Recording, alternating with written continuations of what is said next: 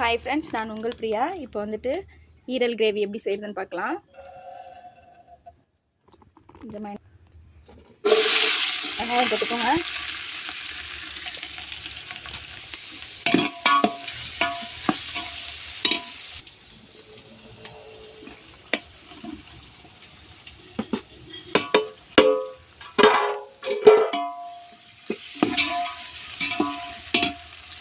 நல்லா வெங்காயம் வதங்கினதுக்கப்புறம் தக்காளியும் போட்டு வதக்கிக்கலாம்.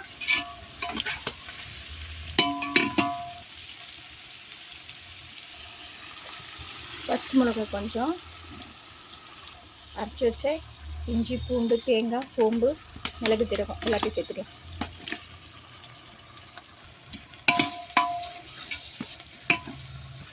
காரத்துக்கு மிளகாத்தூள்,